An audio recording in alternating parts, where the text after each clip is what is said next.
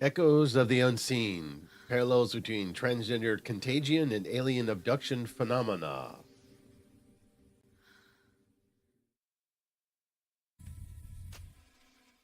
In the realm of human experience, certain phenomena emerge that challenge our understanding of identity, reality, and collective influence.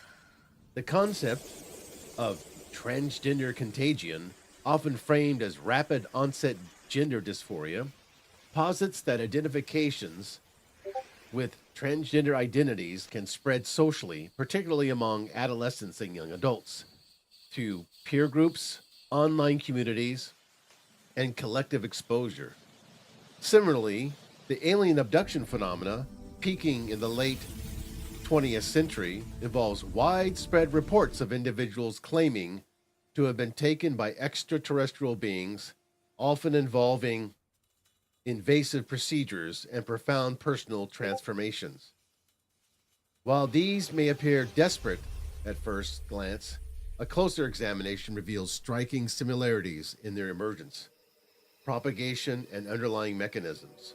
Both can be viewed through the lenses of social psychology, cultural diffusion, and individual vulnerability, where personal narratives intersect with broader societal trends to create clusters of similar experiences. One profound similarity lies in the roles of social contagion as a driving force behind the proliferation of these experiences. Social contagion theory suggests that behaviors, emotions, or beliefs can spread through networks, much like infections diseases, amplified by interpersonal connections and shared environments. In the case of transgender contagion, observers have noted surges in gender dysphoria diagnosis among youth, particularly females assigned at birth, coinciding with increased visibility on social media platforms and within peer circles. The mirrors this mirrors the alien abduction wave of the 1980s and 1990s, where reports clustered in specific communities, often following medium portrayals or group therapy sessions where individuals shared stories, leading to a cascade of similar claims. For instance, psychological analysis have highlighted how suggestibility in group settings can lead to the adoption of narratives that align with prevailing cultural anxieties, whether about bodily autonomy or existential threats from the unknown. Both the phenomena exhibit a pattern where initial exposures through books, films, or online forums prime individuals, making them more susceptible to interpreting personal distress through these lenses. This contagion is not merely passive, it involves active reinforcement, such as support groups for transgendered youth or abduction experiencer networks, where shared testimonies validate and normalize the experiences, fostering a sense of community that further propagates the phenomena. Another key parallel is the involvement of psychological mechanisms, particularly those related to trauma, memory distortion, and symbolization processes. Many accounts of alien abductions are linked to underlying trauma, where experiences of sleep paralysis, hallucinations, or repressed memories are interpreted as encounters with otherworldly entities. Cognitive neuroscience points to how the brain under stress can symbolize unresolved conflicts through vivid, narrative driven episodes that feel profoundly real. Similarly, some theories of transgender contagion suggest that gender dysphoria may arise from unprocessed trauma, social pressures, or identity crisis, manifesting as a sudden conviction of misalignment with one's assigned gender. In both cases, the therapeutic interventions, such as hypnosis for abduction, recall, or affirmation counseling for gender exploration, can inadvertently amplify these interpretations, leading to elaborated memories or identities that align with the narrative framework provided. The symbolization of inner turmoil is evident. Alien abductions often involve themes of violation, probing, and transformation of the self, echoing the bodily discomfort and quests for authenticity in transgender narratives. This shared psychological substrate underscores how anomalous experiences, whether cosmic or corporeal, serve as metaphors for deeper existential or emotional struggles, with individuals drawing on cultural scripts to make sense of their distress. Cultural media influences further bind these phenomena, acting as catalysts for their spread and shaping the form they take. The alien abduction craze was fueled by popular media, including books like Whitley Strieber's Communion and the television shows depicting UFO encounters, which provided templates for personal stories and normalized the idea of extraterrestrial intervention. This media saturation created a feedback loop where public interest led to more reports, often clustered in regions with high exposure to such content.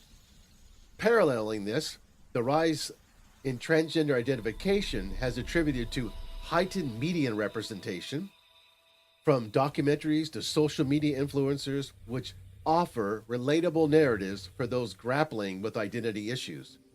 Both rely on narrative archetypes. The abduction story typically involves a journey to an alien realm, examination and return with altered perceptions, akin to the transgender journey of self-discovery, transition, and reintegration into society with a new identity. These stories often emphasize empowerment through adversity, positioning the individual as a survivor at extraordinary circumstances. Moreover, both have been tied to broader societal shifts. Abductions amid Cold War paranoia and space race fascination, transgender contagion during eras of rapid social change around gender norms, illustrating how cultural zeitgeists provide fertile ground for such contagions to take root. A deeper similarity emerges in the patterns of vulnerability and demographic clustering. Reports of alien abductions frequently involve individuals with histories of anxiety, sleep disorders, or suggestibility, who may reinterpret nocturnal experiences through the lens of popular folklore. Likewise, discussions of gender contagion highlight clusters among adolescents, often in educational or online settings, where social dynamics and development uncertainties make youth particularly receptive to identity shaping influences. This demographic overlap points to a shared susceptibility during periods of transition, puberty for gender dysphoria, or life stressors for abductions, where the need for belonging or explanation drives adoption of these frameworks. In both, the contagion spreads horizontally through peers rather than vertically from authorities, creating echo chambers that reinforce the experiences. Personal testimonies play a pivotal role, with abductees and transgender individuals alike describing epiphanic moments that reshape their worldview, often leading to advocacy that perpetuates the cycle. Finally, both phenomena evoke moral panics and debates over authenticity, revealing similarities in societal responses and interpretive frameworks. Alien abduction claims spark concerns about mass delusion or hidden threats, prompting investigations that blended skepticism with fascination. Similarly, the transgender contagion hypothesis had fueled discussions about protecting youth from undue influences, framing it as a potential epidemic of misguided identities. In each case, the experiences are contested as either genuine revelations or products of psychological or social forces, with parallels in how false memory syndrome has been invoked for abductions through hypnotic regression, or for gender dysphoria through retrospective doubts in detransition narratives. This shared scrutiny highlights a cultural tendency to pathologize or sensationalize experiences that disrupt normative understandings of self and reality, often leading to polarized discourses that amplify the phenomenon further. In synthesizing these parallels, it becomes evident that transgender contagion and alien abduction share a tapestry of social, psychological, and cultural threads. Both illustrate the human propensity to weave personal distress into collective narratives, propelled by contagion mechanisms that transform individual anomalies into widespread phenomena. Through these lenses, they offer insights into the malleability of identity and belief, where the boundaries between the internal self and external influences blur in profound ways. Recommended books on an alien abduction as contagion phenomena.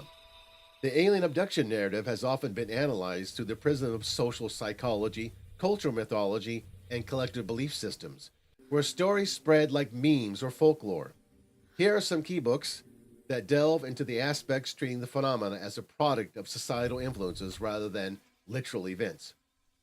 Alien Abductions, Creating a Modern Phenomena by Terry Mathens, 1998.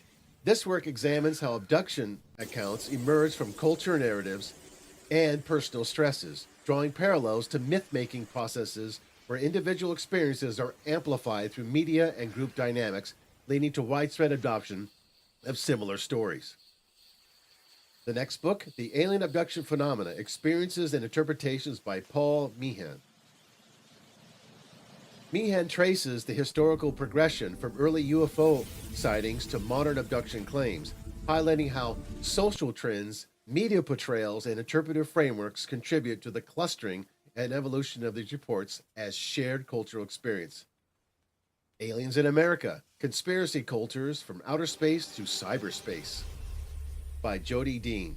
Dean explores abduction lore within broader conspiracy theories, showing how digital and media networks facilitate the rapid spread of these ideas, turning personal anomalies into contagious subculture that reflects societal anxieties about technology and identity.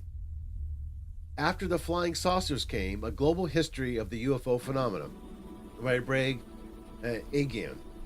This comprehensive history covers responses to UFO and abduction reports across decades, emphasizing how media, government, and public discourse create waves of belief that mimic social epidemics, with clusters of claims emerging in specific areas and communities.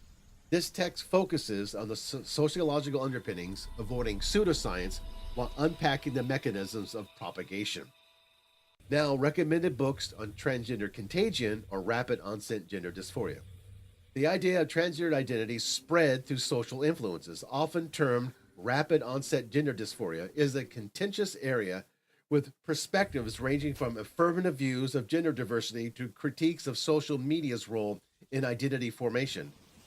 To provide balance, I've included books here that support the contagion hypothesis, those that critique it or offer alternative social analysis, and works exploring broader societal dynamics.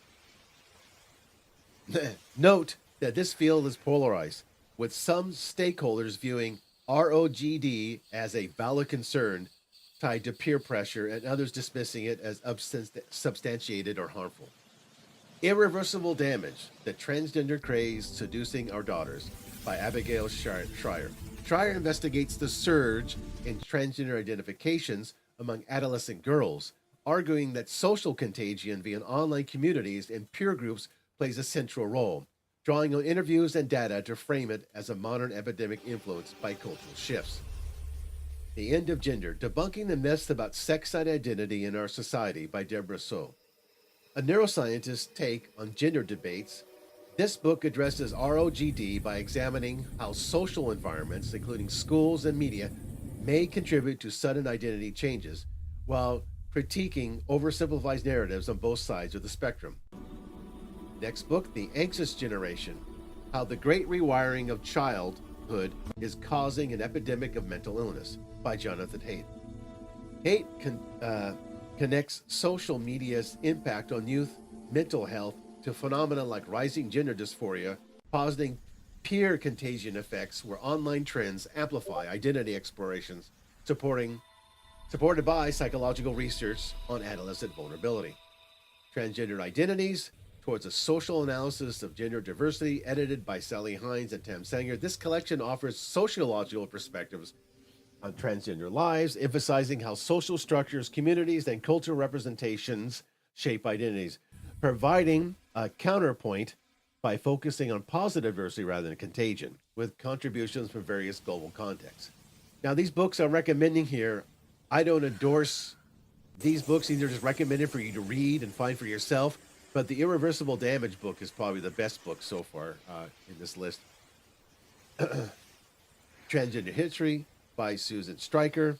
It's been updated. Stryker chronicles the evolution of transgender movements in the U.S., discussing social influences like activism and media without endorsing contagion theories. Instead, highlighting how society accepts and visibility foster authentic experiences of historical marginalization. Okay. Like I said, some of these books I don't endorse. I don't read.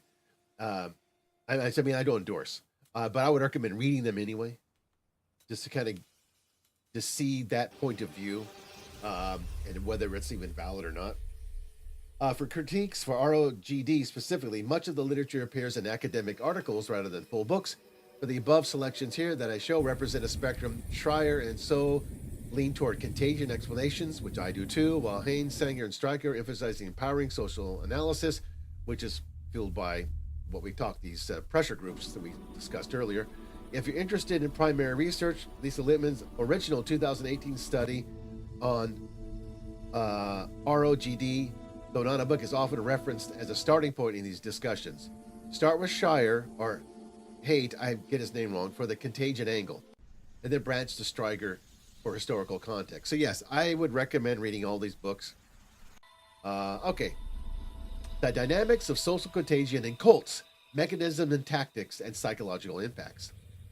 Social contagion, the process by which behaviors, emotions, attitudes, or beliefs spread spontaneously through groups or networks, plays a pivotal role in the formation, growth, and persistence of cults.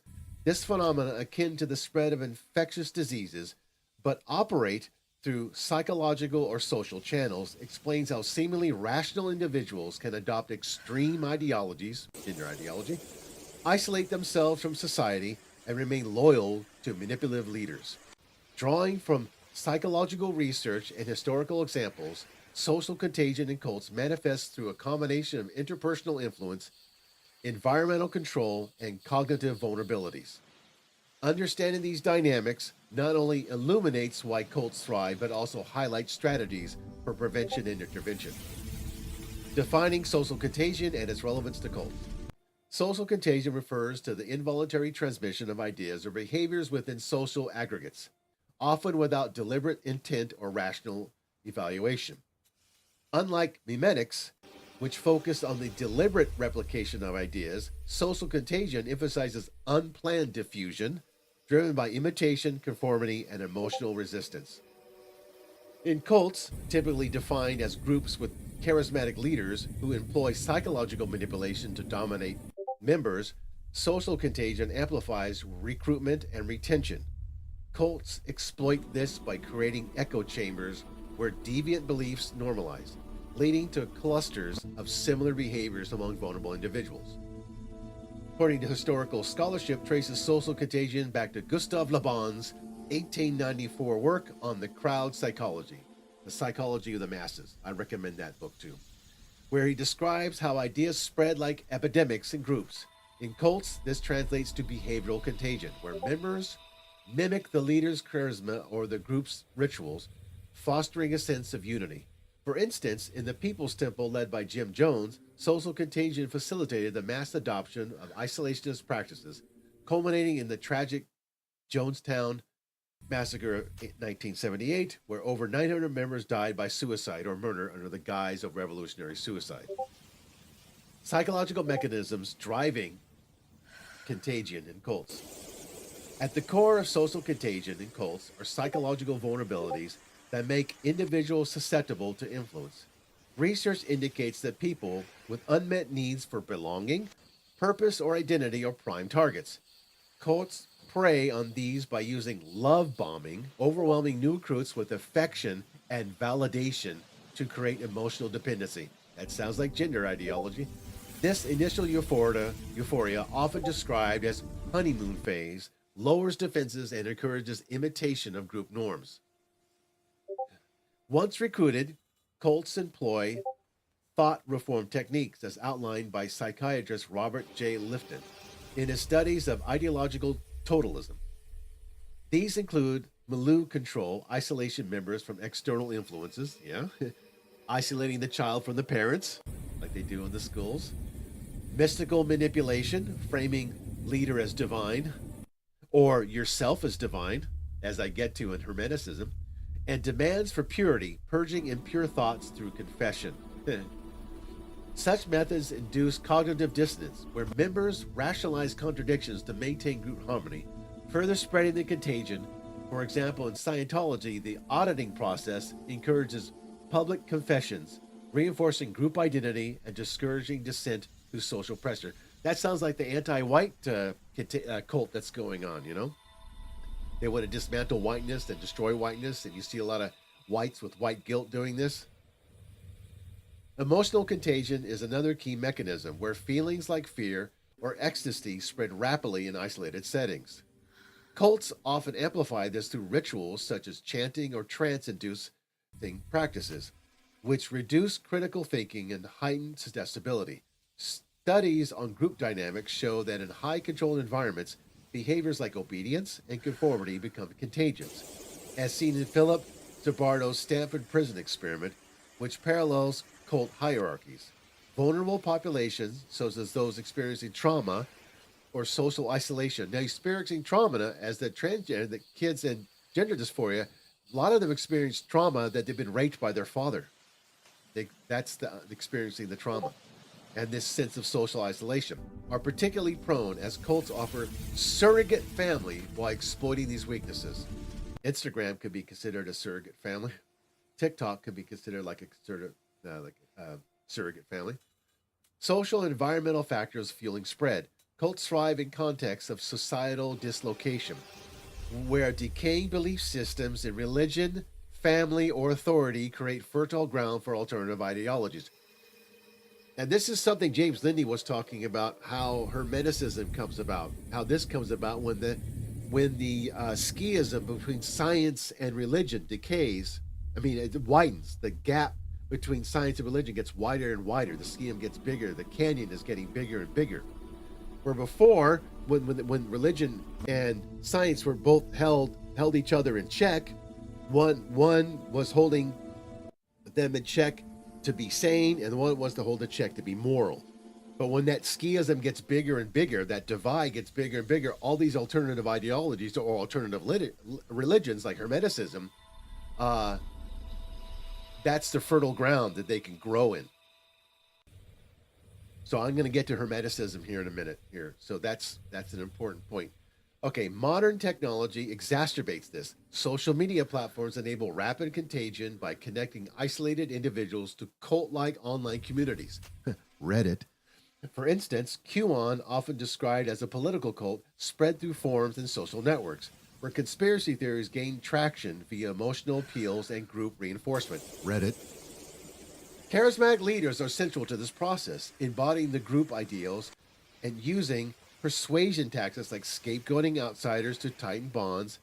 Leaders like Indira Gandhi in political context, or a cult figure like David Koresh of the Branch Davidians, presented themselves as relatable saviors, fostering identification that turned followers into extensions of the leader's will. This identity fusion leads to explosion contagion, where overlapping groups' interactions, such as shared rituals or online discussions, accelerate the spread.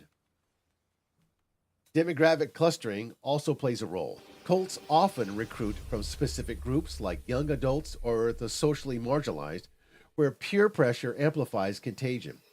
In the transcendental meditation movement, for example, group practices like yogic flying were adopted through social influence, illustrating how contagion can make implausible behaviors seem normal.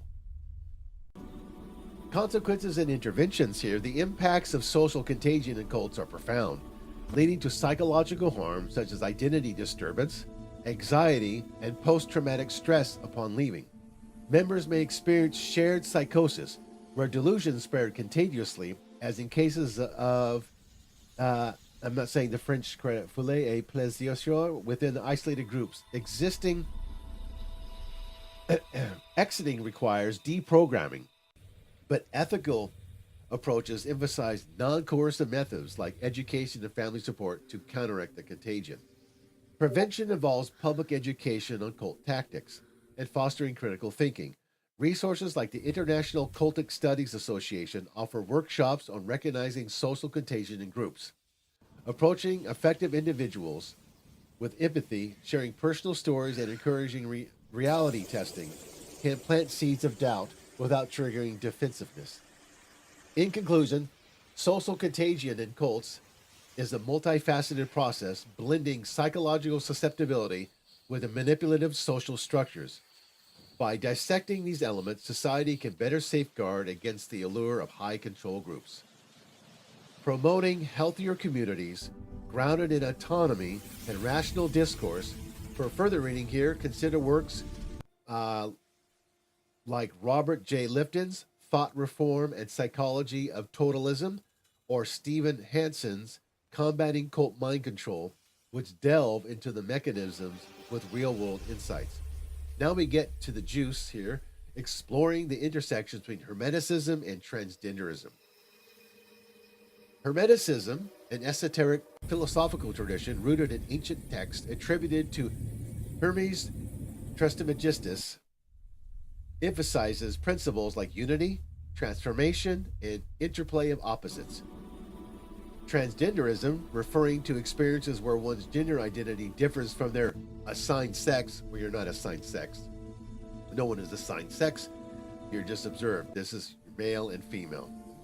You're not assigned it. You're just born male or female. Involves themes of identity, bodily change, and societal norms. While these may seem unrelated at first, one ancient and mythical, the other modern and social cultural, explorations reveal intriguing overlaps, particularly in symbolism, metaphysics, and cultural interpretations.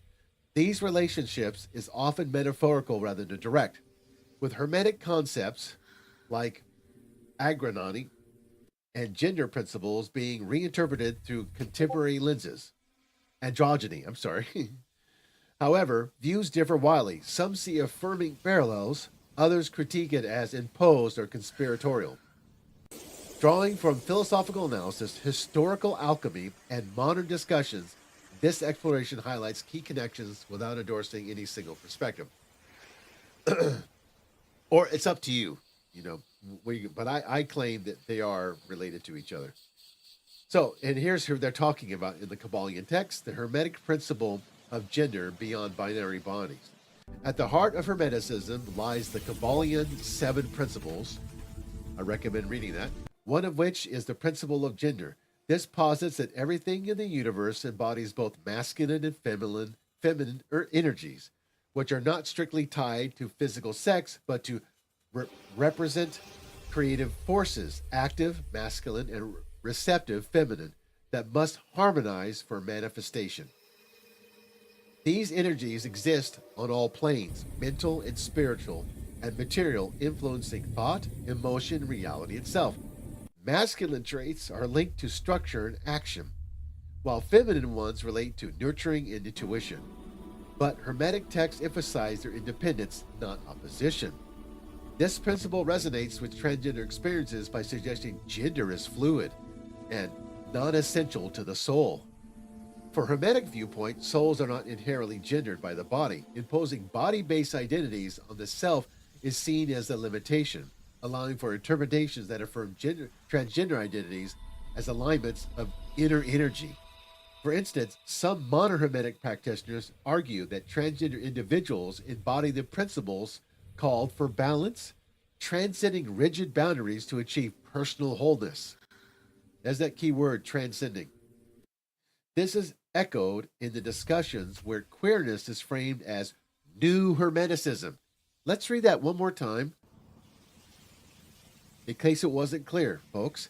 This is echoed in the discussion where queerness is framed as a new Hermeticism, viewing transgender existence as a sacred act of creation, akin to divine alchemy, where opposites unite. You hear that? However, critics within occult communities contend that altering the body rejects innate polarities, potentially disrupting cosmic harmony. These debates highlight how their principles can be inclusive or prescriptive, depending on interpretation. They even call their gendered spirit, they're called gender spirits or gendered soul, in case the point isn't made enough. And they even refer to them as gendered spirits.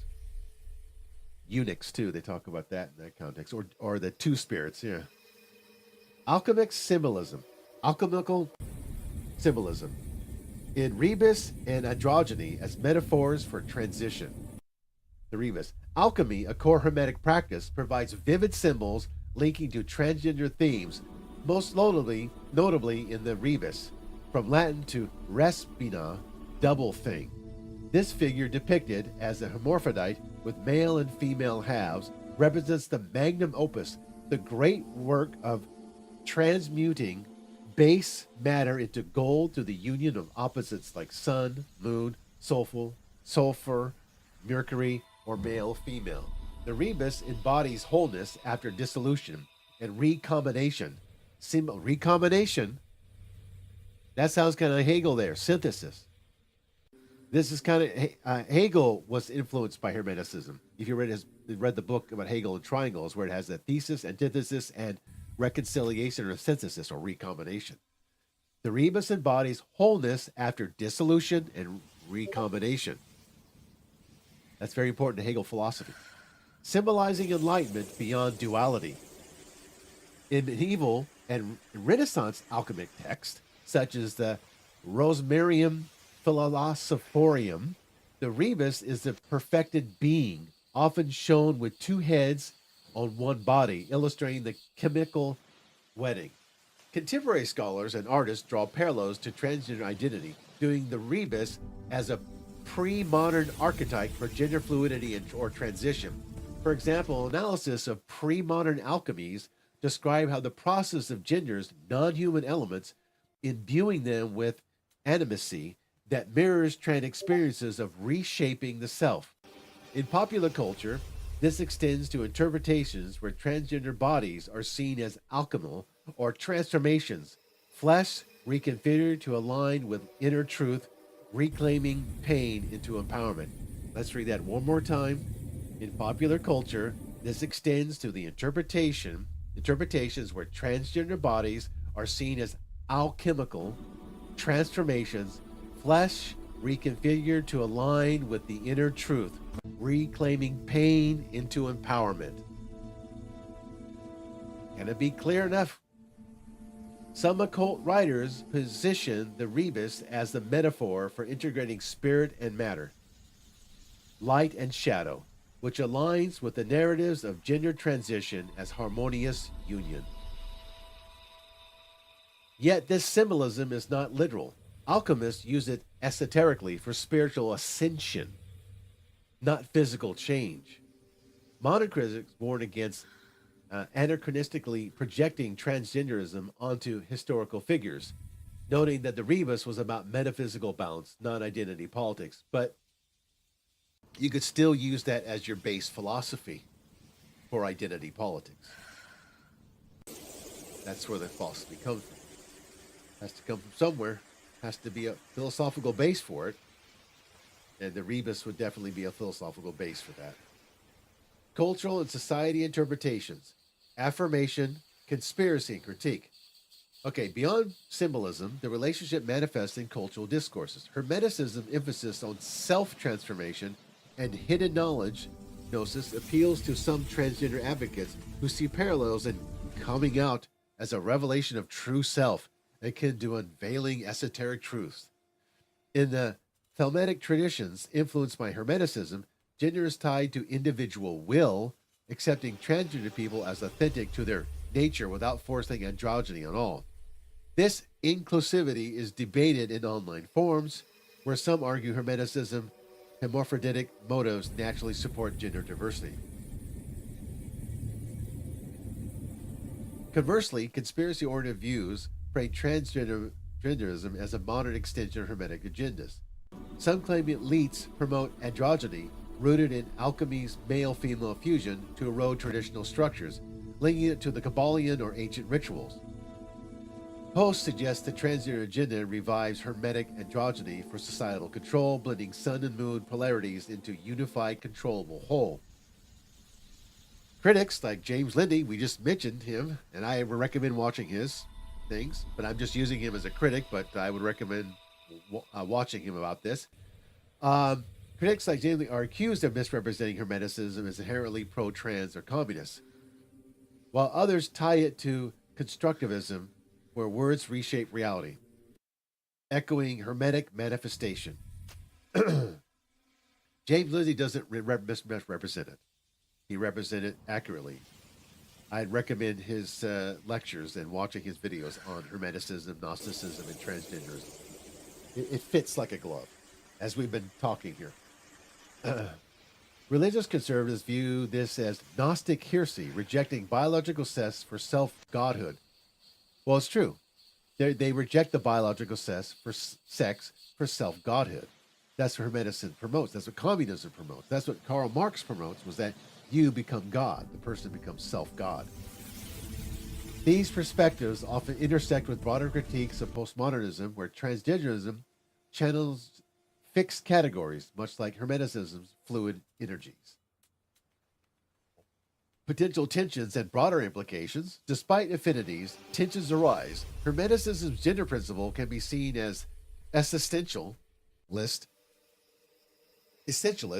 assigning the traits that reinforce stereotypes, potentially clashing with transgender emphasis on self-determination. In political context, some conservatives frame transgender gains as losses for traditional values, rooted in Hermetic-inspired feminism that blurs male and female distinctions, right? Others highlight how alchemical transmutation inspires trans resilience, turning societal base metal into personal gold. Ultimately, the relationship between Hermeticism and transgenderism is interpretive. Well, the interpretation would be a correct interpretation. That's what I'm arguing here. It's the correct interpretation. As you can see in the video, you're transcending the seven heavenly spheres to become God. And there it is, Transgender Contagion, and there comes the alien. Blending ancient mysticism with modern identity. It offers tools for empowerment through symbolism like the rebus, yet invites scrutiny as cultural projection or agenda.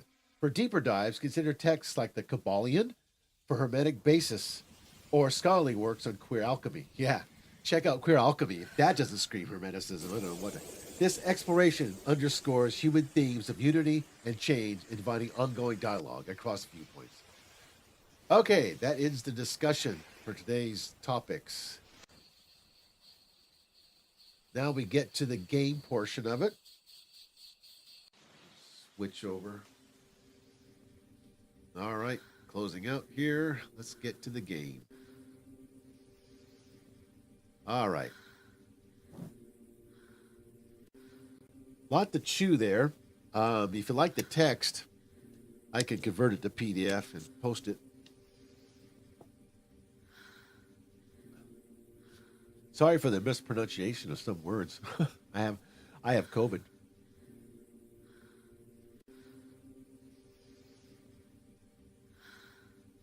All right, let's get to the EU Path community, the pathway to Gnosticism.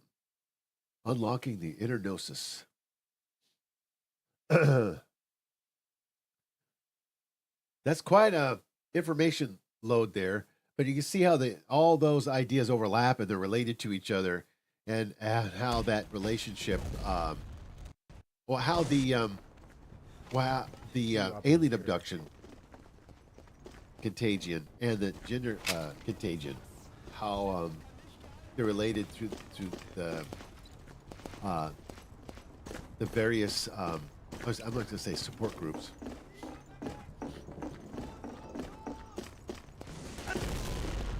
Avalanche map.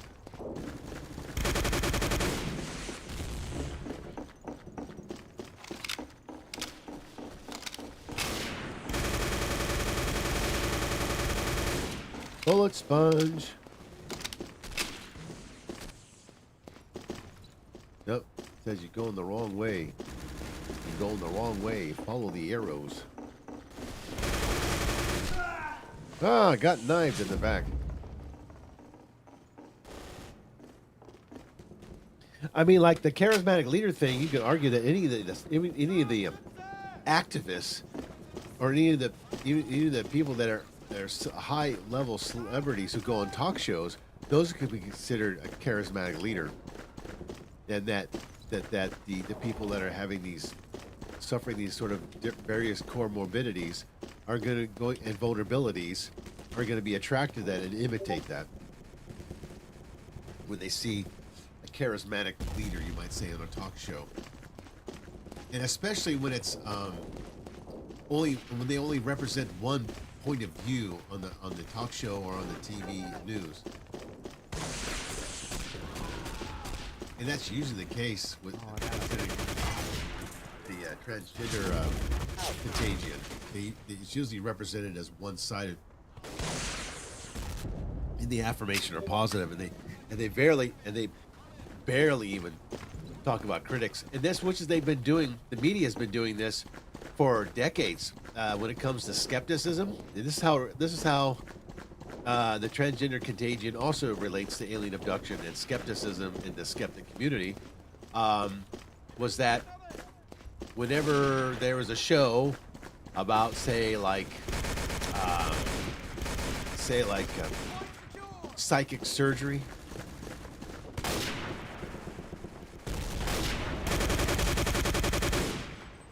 or any phenomena at all, like acupuncture or any kind of pseudoscience or pseudomedicine, it's represented mostly from one positive point of view, the positive information, and they would save the skeptic point of view for last for about, I don't know, 10 seconds or so. What they would do is they would interview someone, a skeptic, like James Randi, for example. They would like 60 Minutes or Primetime Live or any of the video, any of the magazine style shows. I can't think of a better name for that. Would interview James Randi for like an hour, but they would only use like about a minute and 30 seconds clip from it. They would just clip it together. It would be the standard skeptic answer. You know, they would do everything in the positive and show everything support for their point of view. You know, hey, transgender affirming care is positive care and it saves lives. And then they'll spend like 30 seconds with like a critic. You know, oh, that's not true. That's poppycock. And they go, thank you. And then the show ends. They go, thank you for joining. They did the same thing. They did the same thing with these magazine shows. Did the same thing with the skeptic things, with ghosts, pseudomedicines, UFOs, and they would just save the skeptic for the very end of the show. Spend like 49 minutes on the positive affirmation with everything represented in the positive for their point of view, and then save the skeptic for the last.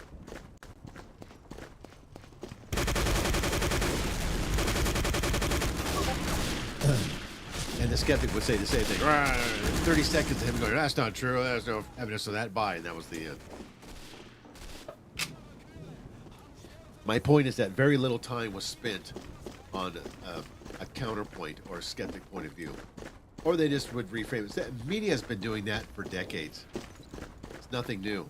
When I got into the skeptic movement in the late 80s, early 90s, I started I would read the magazines like Skeptical Inquirer or Skeptic Magazine. They would tell me the tricks and the tactics that the media would use. And that was one of them that they would do. They would just spend an hour interviewing like a skeptic, like a James Randi or something, and only use 30 seconds. And they would edit it down to just like a little 30-second sound bite.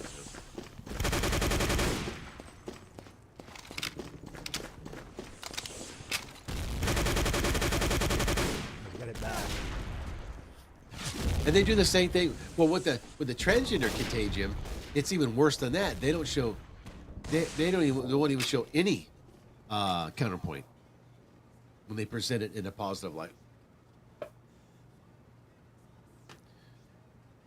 It doesn't matter if it's a talk show like either the John Oliver or Trevor Noah, any of those talk shows like that, or Stephen Colbert. They would just spend 10, 15 minutes on the positive, and then they wouldn't invite any counter voice on their show, and they would misrepresent the counter voice. And like I said, that's nothing new. Jeez, they're coming in strong.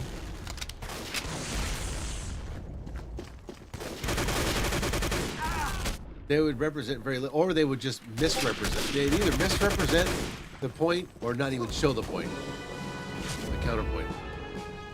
So that's typical of the media's been doing that for decades.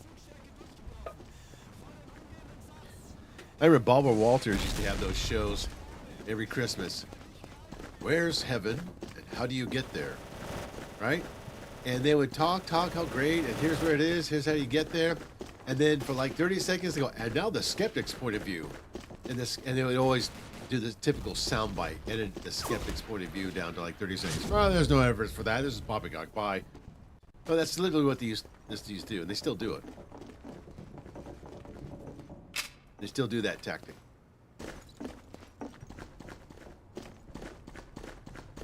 Well, that's why we have the internet is more dynamic now, because if you're a skeptic, in that case, when it comes to like either the paranormal or the pseudosciences, and you're interviewed for a show for like an hour, you can post your entire interview. People can hear the whole hour instead of just a little 30-second soundbite.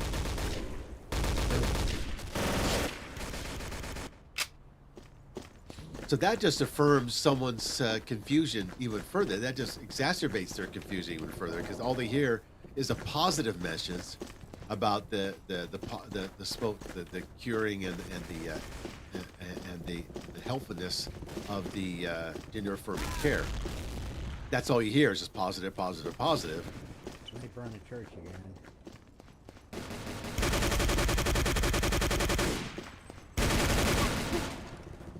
And so what is a young, impressionable, 16-year-old girl going to think, or 14-year-old, or maybe younger, 11? They're going to affirm everything the positive for all the wrong reasons. And they would think nothing's wrong with it, because all I'm hearing is positive messages mostly, and positive comments and reviews mostly. Not hearing any critiques. And they're naturally going to come to the conclusion that, oh, there must not be any critiques at all then. If there are, they're just some fringy group of people, and that's about it. So they're going to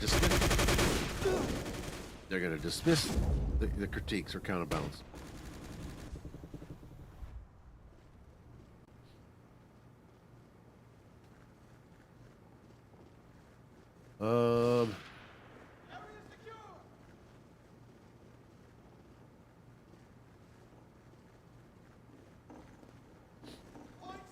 I'm just looking over my script again.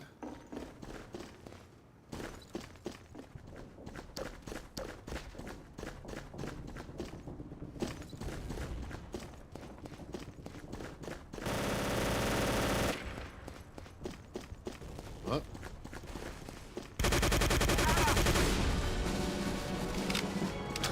Dominating Granny. Sound good. I know this room. Ah, this is a newer map. Newer version of this map.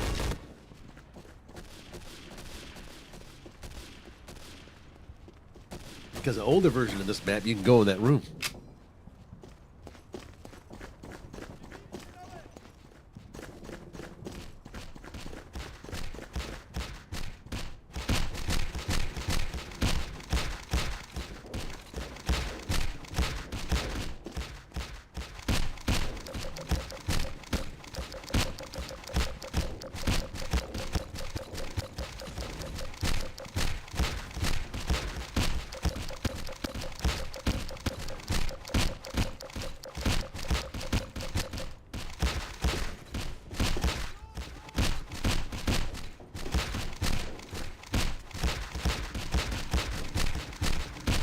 Let's have a little fun.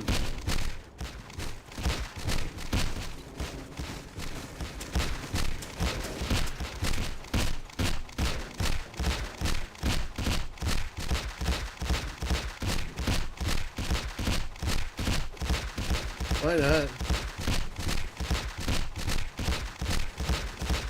Can't hurt my teammate anyway.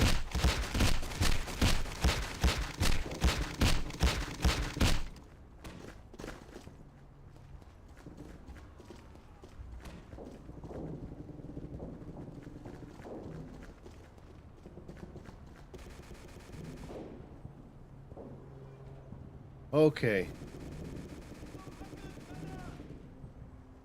Yeah, okay. That's why I wanted to go back again about the another key parallel is the involvement of psychological mechanisms, particularly those related to trauma in memory distortion or symbolization process. Now, the trauma is an important one. I think people know that now. Whoever read books are more, maybe people are more educated now about it. I don't know. Maybe people are more aware of it. That trauma aspect of the transgender ideology is very important because the child, a lot of times, suffers the dysphoria because they were, violated by their father.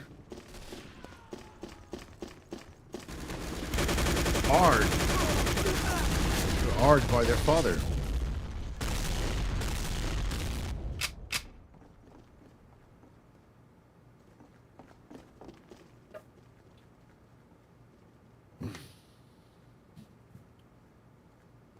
So that's like repressed memories in a way, but it's a real memory. Repressed memories aren't real, but they are a result of some kind of trauma, maybe.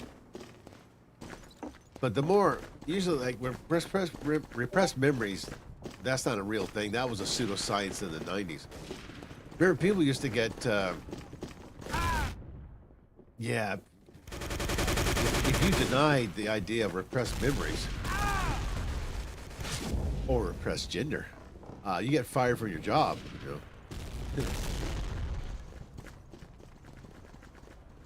That was the thing. Yeah, that repressed memories thing is very similar, and the repressed trauma is very similar to the transgender contagion. But the thing is that with the repressed memories, that's fake. But because it was determined by a hypnotist that maybe the reason why you're going through this is because you suffer some sort of repressed memory of some horrible thing that happened. But with the transgender thing, it's kind of like repressed memories. But the thing is the event really happened. They were really violated by their father. So that's sort of the coping mechanism, memory distortion. Underlying trauma.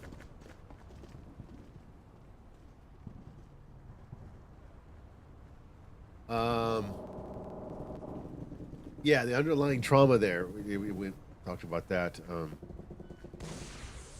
Narrative derivative episodes. That's the other too. That through, like when the brain is under stress, can kind of symbolize the unresolved like conflicts through very vivid narrative-driven episodes that feel like real, like they really happened.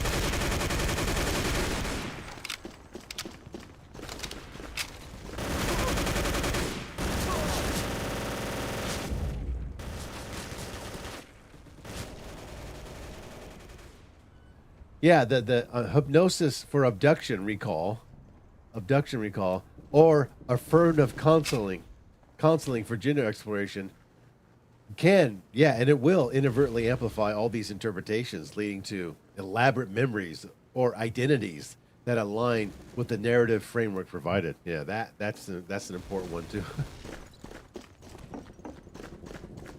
Affirming counseling, that's like hypnotism. Because hypnotism is affirming that you were abducted by alien. And when you, yeah.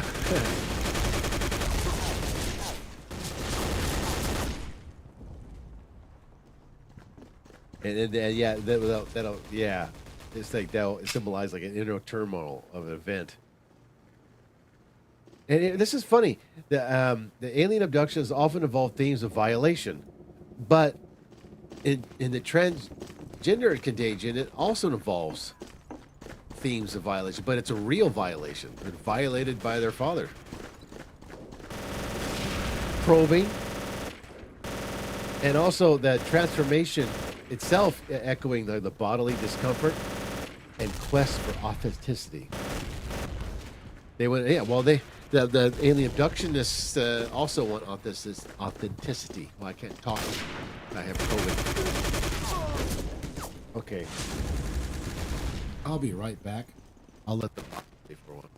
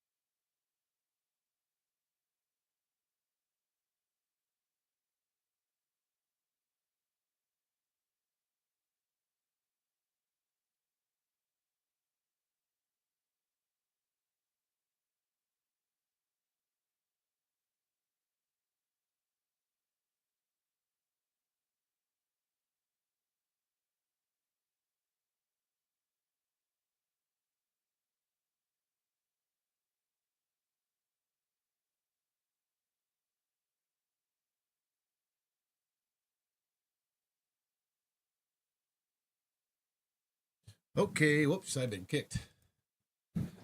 Don't want that. Well, how long are we doing this? An hour? Let me check the Wolf ET server now. Reload. Wonder how it looks. Wonder if it died out. A lot of people and spectators. Let me go check the other one.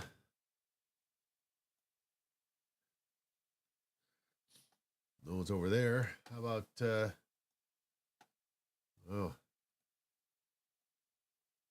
Team Muppets?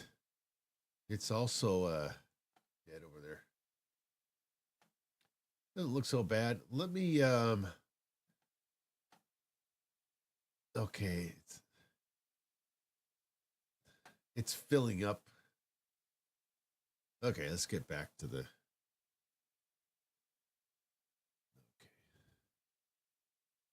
there we go. I'll put the script up there. Lower parts of it again. Are we still on no, we switched the map. We're not on Avalanche anymore. What? What? What? That's... I have a problem with my mobile. Your number is missing.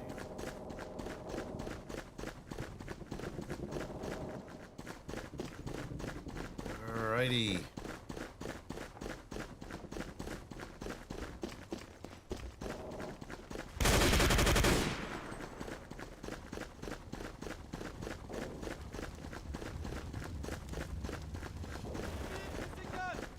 Okay.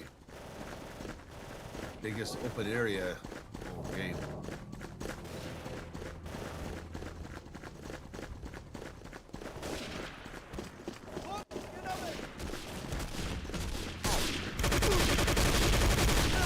Whoops.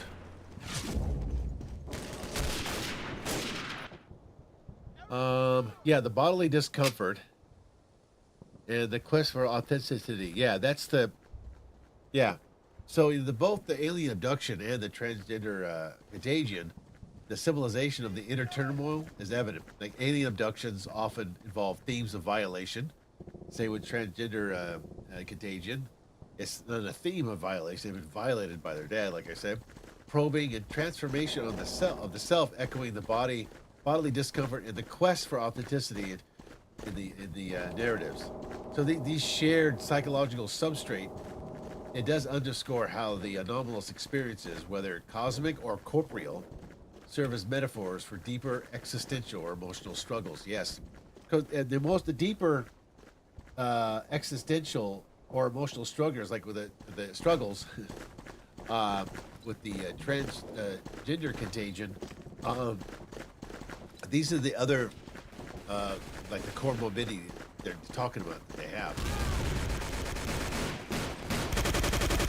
That's why you just can't treat it as one gender-affirming care. You can't treat it like that because the person has a lot of other different maladies, a lot of different comorbidities they're suffering, not just one, not just one thing. And you can treat each one separately. And that's reflected with the alien abduction abductees.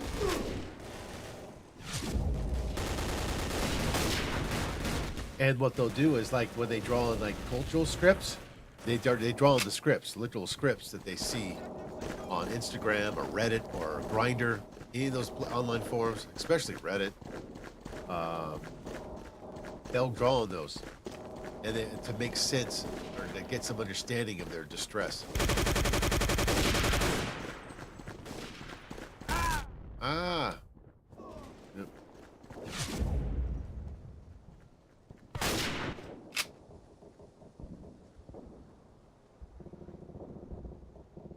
That Whitley Straber's Communion book, I recommend that one. And then read Abigail Shire's book, Irreversible Damage. Read both those books back to back.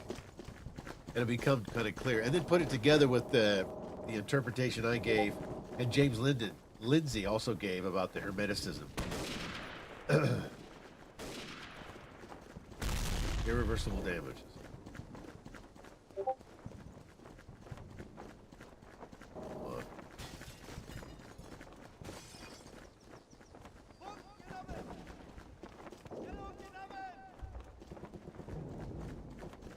Beyond boundary bodies. Hermetic principle of gender. Beyond the boundary bodies. I don't know how you couldn't make that connection. You couldn't see the relationship between Hermeticism. It's just right there. It says so. They even call them. There even says so. It even says in their. So what was that play that came out not too long ago? They call themselves gendered spirits. Then they have the two spirits, and then they have the eunuchs.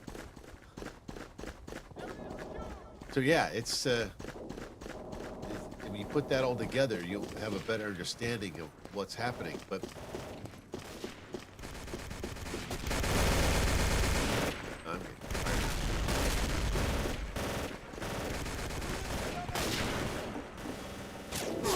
tired. Same thing again. Yeah, the Kabbalion 7 principles. One of which is the principle of gender. I should read that one. Just read that chapter alone. Yeah, that's why it resonates so well with this quote transgender experience. It suggests that gender is fluid and non-essential to the soul.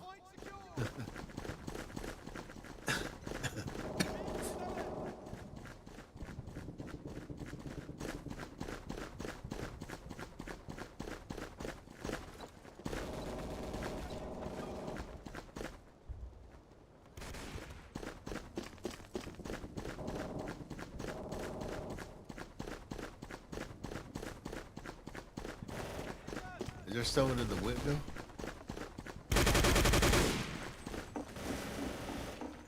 Okay. I'm not going to go out that way. Whoa, someone's shooting at me. Right by my head.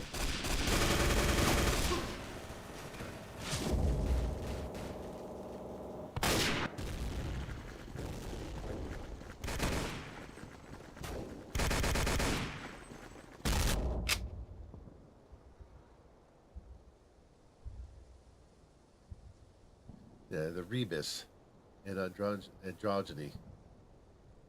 Alchemical symbolism. Rebus.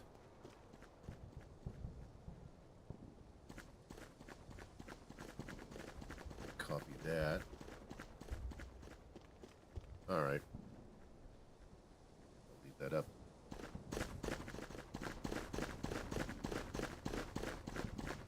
Yeah, we've been doing this for over an hour.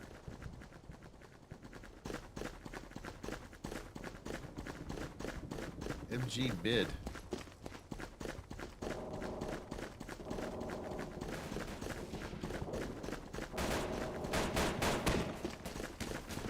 Oh, dropping the grenade. Ah, again.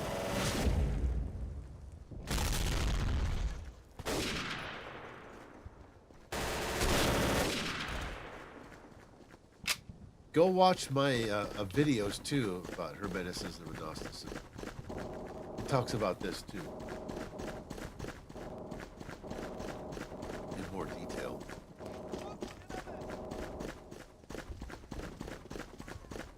Oh, we need one more.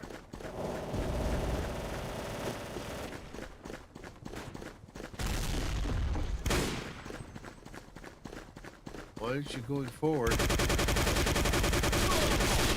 Bullet sponge, yay!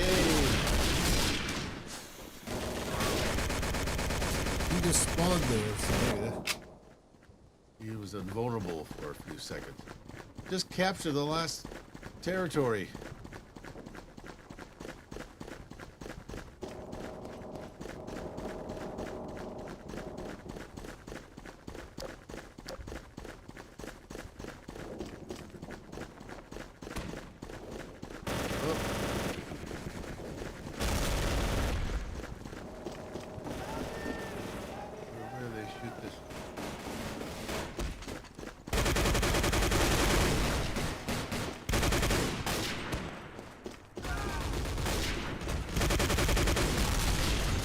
their flag? I'm in their spawn. I don't know where their flag is at. Did I miss it? I must have ran right past it. Why can't we get that last flag? It doesn't look that crowded there.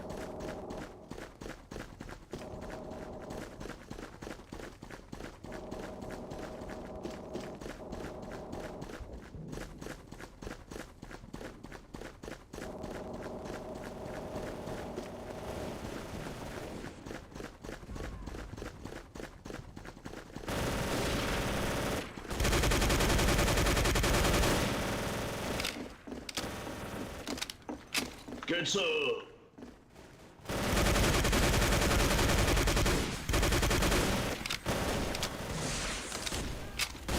Damn it. Flag was right there. Okay, there was something else.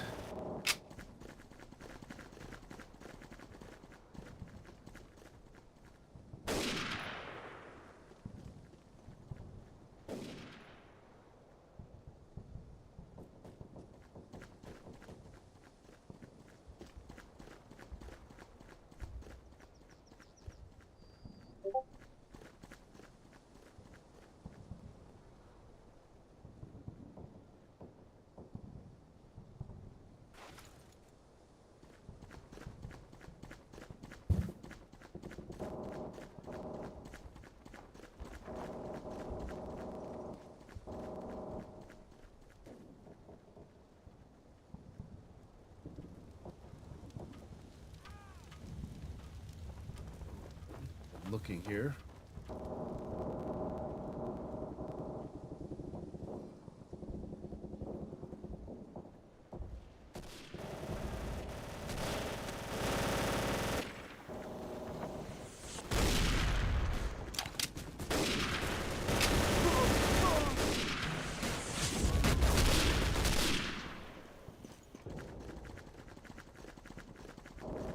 Let's see.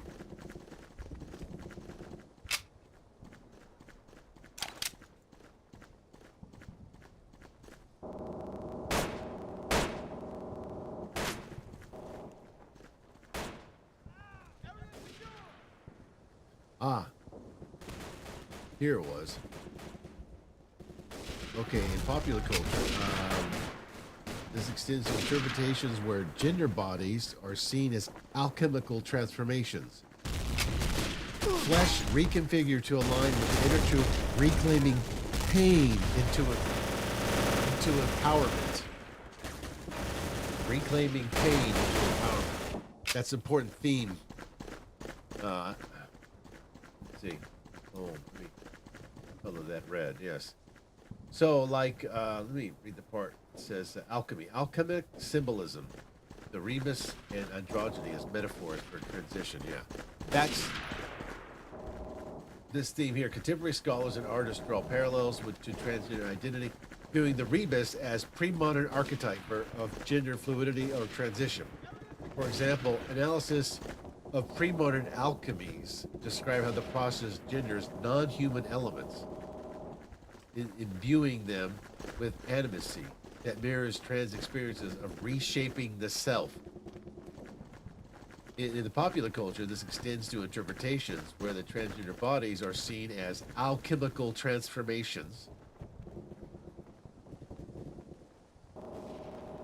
Flesh reconfigured or resynthesized to align with their inner truth, reclaiming pain into empowerment.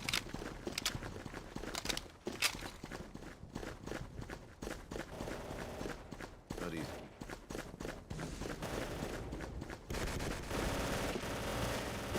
Yeah, reclaiming the pain and use that as a form of empowerment.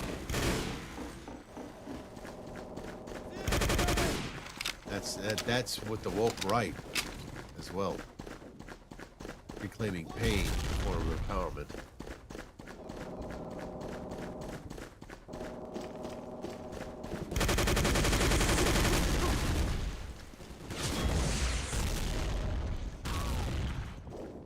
Hey, we gotta take that flag. We're trying to take the flag. Okay.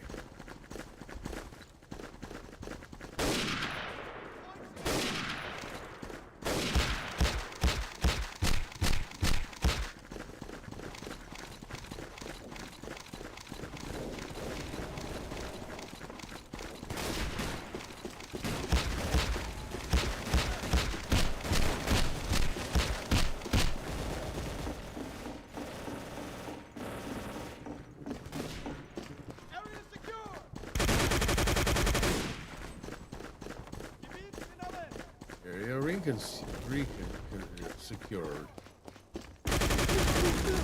Really? And you hear that a lot too. You hear that reclaiming the power, reclaiming the pain as a form of empowerment. We're getting fucked up. That could be elaborated on more. Not what he said. I mean, yeah, you could elaborate on. We're getting fucked up. We gotta take this back. You're back or they're back?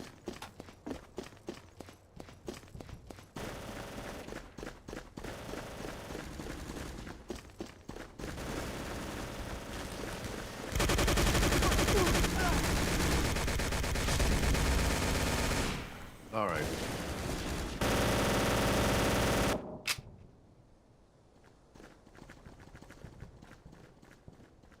It's Teuthonia? Is All that- right, push, guys.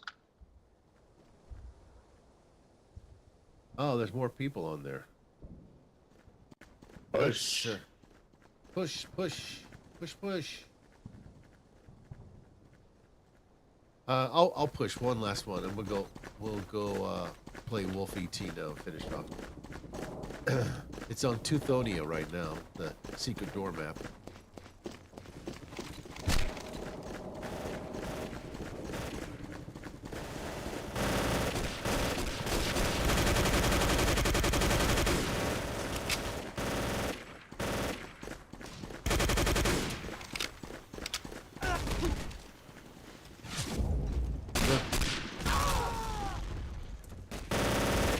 Well, I pushed enough.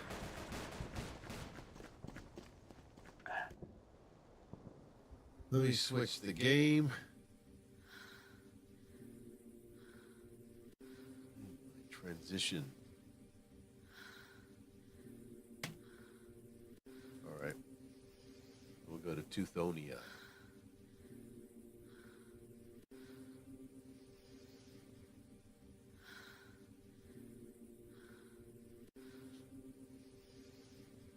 All right. There.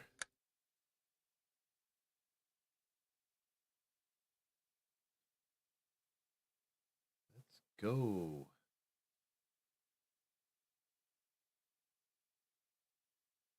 Recruiting, Teuthonia, final.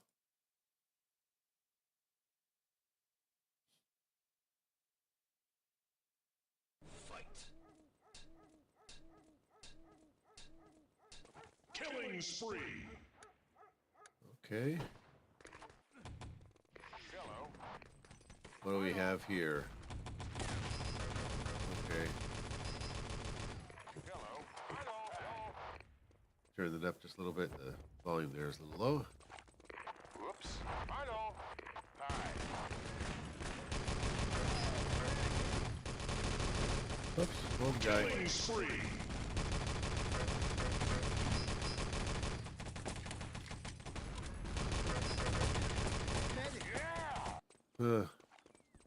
Nice.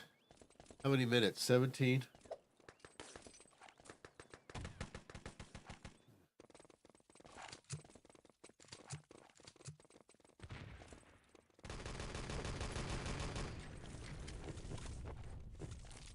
Auf Wiedersehen. Goodbye. Great shot. Wrong weapon.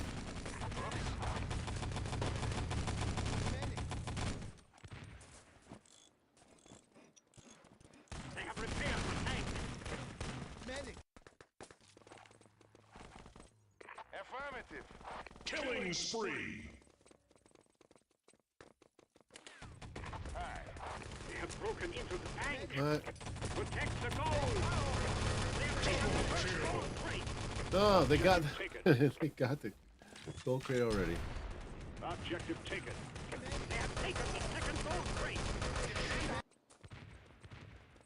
Defend our objective. Get the gold crate.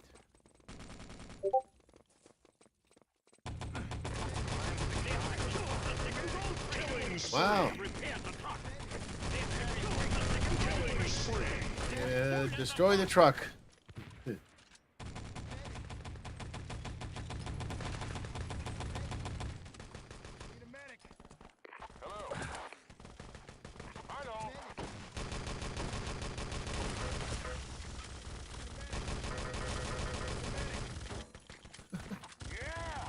got stuck. Killing spree.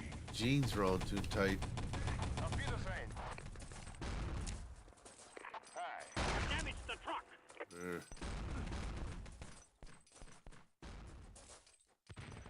No. Great shot. Medic. Nine. Medic.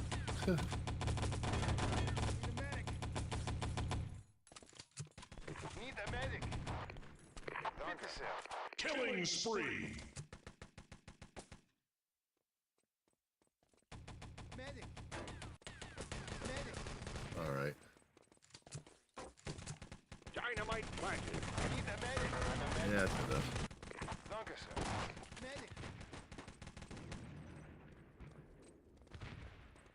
Danke sehr. Rampage. All right. Medic. Where is he? Medic. The enemy's weakened. Dynamite planted.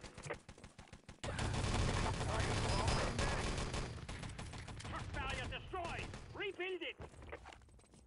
The truck is past the first barrier.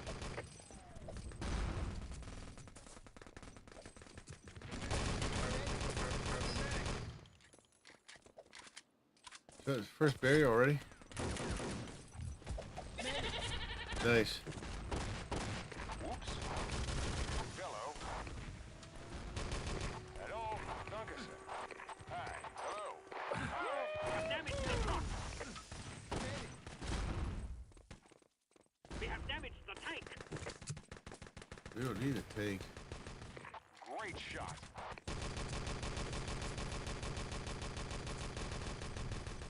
Come around the corner here. Repair the truck. What? Damage the truck.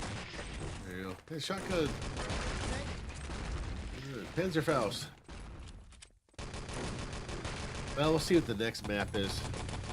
Killing spree.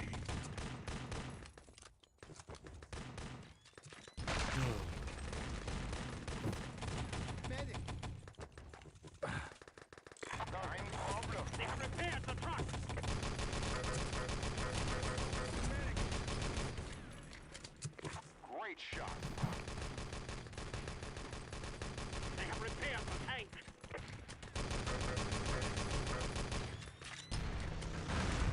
Have damaged the truck. They have repaired the truck. Eh. Danke.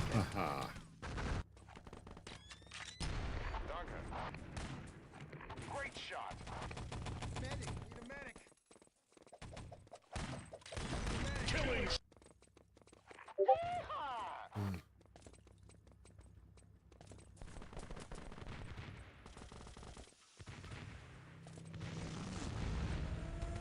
We have damaged the truck. Yeah, they got it. What's the next one? Radar. Ah, we can do radar. Yes. Cool. All right, be right back.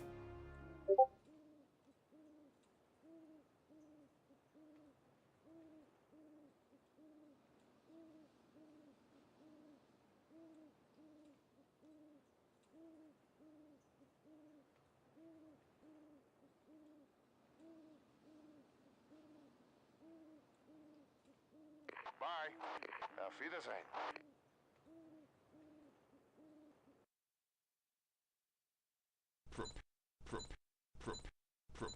Prepare to fight.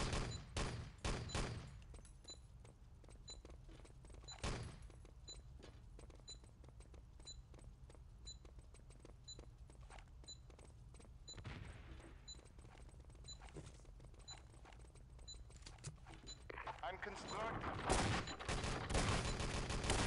First blood.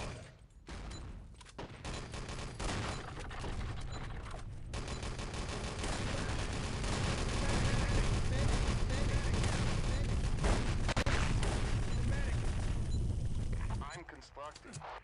Fight. Okay, let's defend the radar parts. Let's go. First blood. They're going to be coming this way. So where I'm gonna go is go out this way.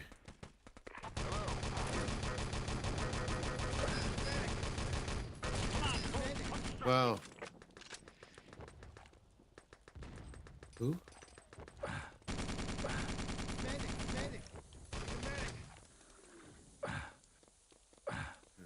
Danke, sir. Who? I'm constructing. Killing spree. Need a medic. Need a medic. That's where I need to go.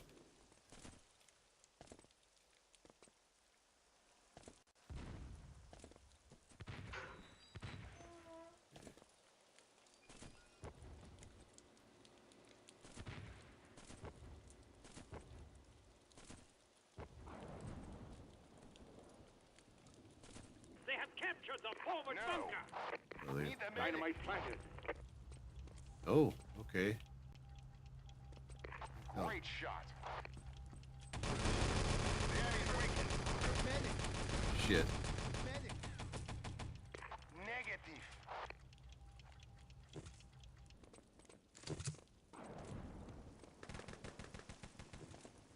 Dynamite planted. Negative. Dynamite planted. Forward bunker reclaimed. They have destroyed the side entrance. They have captured the forward bunker. Forward bunker reclaimed. Dynamite planted. Medic. They have damaged our command post. Killing spree. Okay. Medic. Man, they're going too fast here. They have destroyed the main entrance. That's it. Protect the radar pod. Once they destroy the main entrance, that's it. They already destroyed the command post.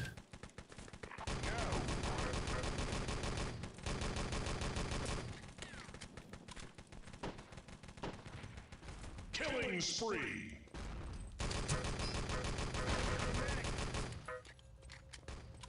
Killing spree. Dynamite planted. Medic. Medic. Whoops.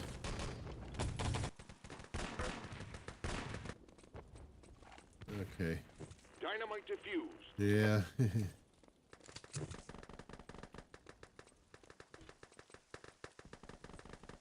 Wunderbar.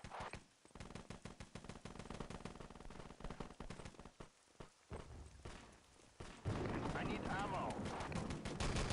Killing spree. Negative. Medic. Okay.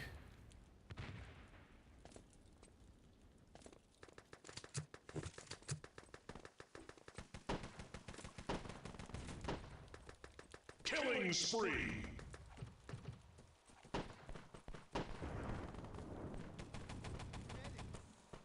Uh, Rampage. hey.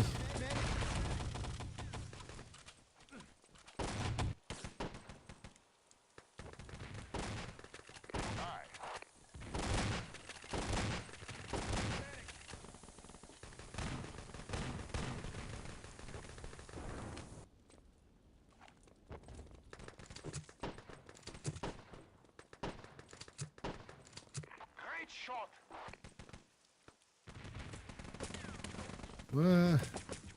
Medic.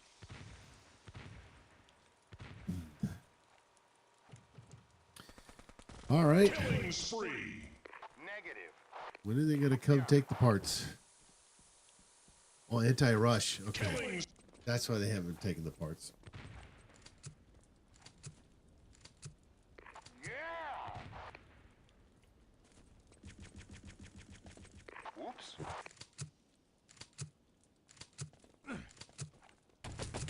Medic. Ugh.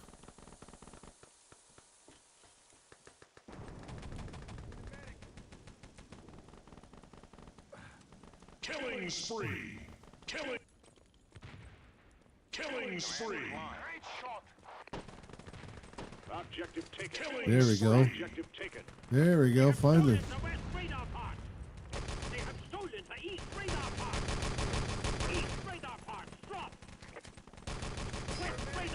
Yeah.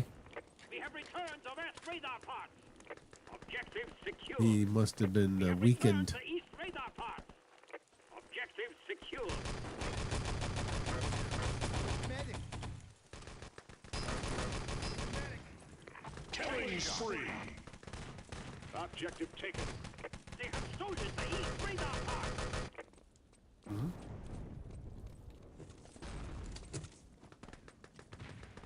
Okay, evil butterfly. He's gonna get it. Objective taken. West radar parts dropped. They have stolen the west radar parts. We have returned the west radar parts. Need a medic. Objective secure. East radar parts dropped. Danke. We have returned the east radar parts. Objective secure. Need a medic. Objective taken. They have stolen the east radar parts. No can do. Danke. Wunderbar.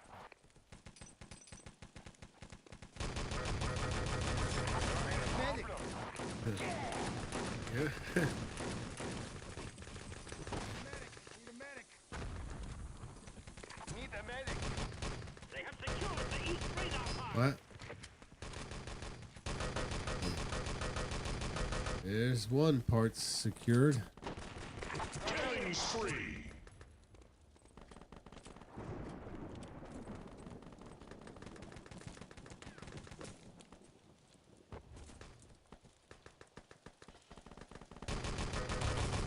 Killing spree. Medic. Need a medic. Objective taken. They have stolen the west radar parts.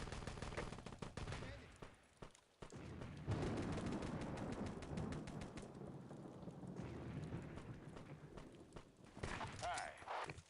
Okay. Evil butterfly has it.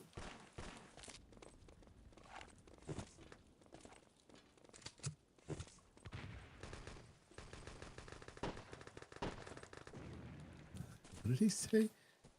Doesn't make any sense. He has called 15 of the last 3 market bubbles. Hello. Hello. Hello. I think 15. Wow. Out of 3? Jeez. 15 out of 3. They have secured the west radar Ah, there you parts. go. All right. That's all. Tune in for the completion of the master grade Gundam model with the clear parts. The last one raffle giveaway. Hope you enjoy that one, and I'll see you then. Let's go to sleep. Problems there. Probably thinking about building that perfect grade model. That'll give you nightmares. Lots and lots of nightmares.